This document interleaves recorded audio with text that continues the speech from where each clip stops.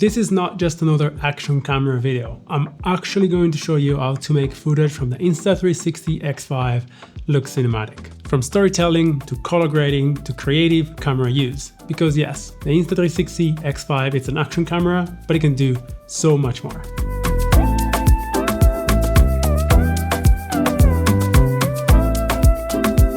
Alright, this whole setup might look a little bit extreme, but everything has got a reason for it. I got my follow focus, I got my top handle, my monitor, and I have this little spider arm right here to hang on to my Insta360 X5. This little action camera has got insane specs, and right now I want to show you guys how I use it for my BTS. So we're gonna lock it right in here, we're gonna turn it on, and then we're gonna go out and shoot. And this is how I capture all of my BTS POVs. So let's go shoot some people and I'll show you the results later.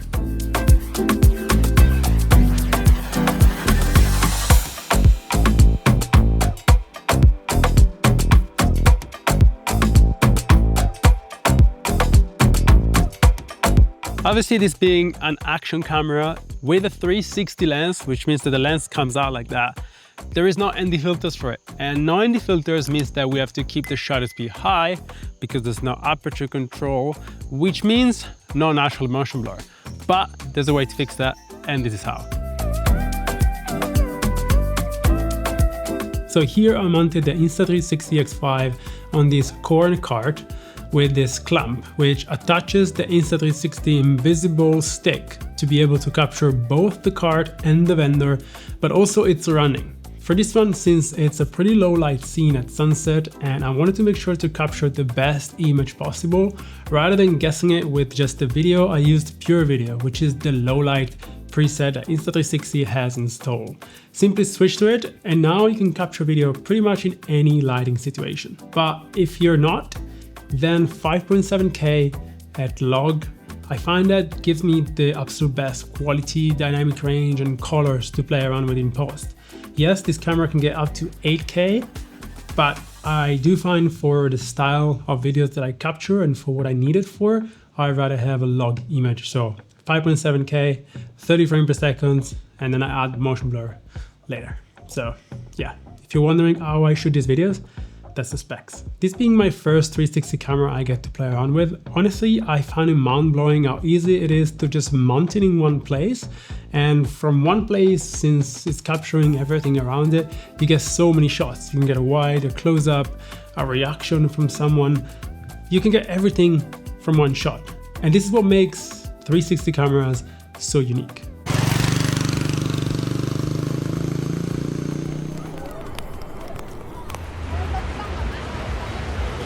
Definitely don't sleep on sound.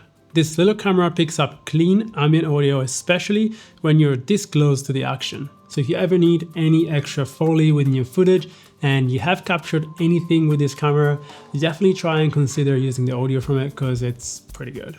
We all know how hard it is to make this footage or any action camera footage actually look cinematic. So there's a few tips and tricks that you can do aside from the motion blur, and these are adding glow, halation and grain.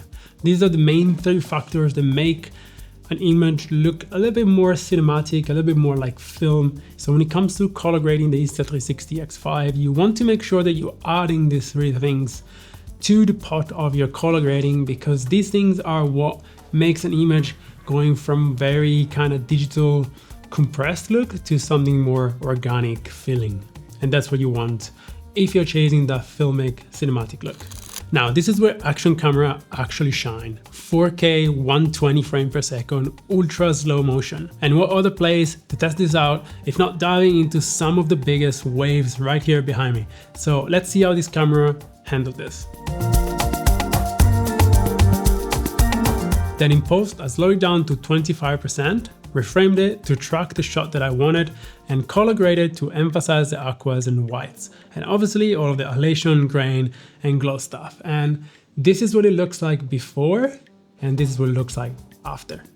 Now, you wouldn't be able to dive into a shore break with any camera, not even probably with an underwater case, because it might actually smash in the sand and break. But this thing, I gotta say, it's very robust and didn't have any problems at all.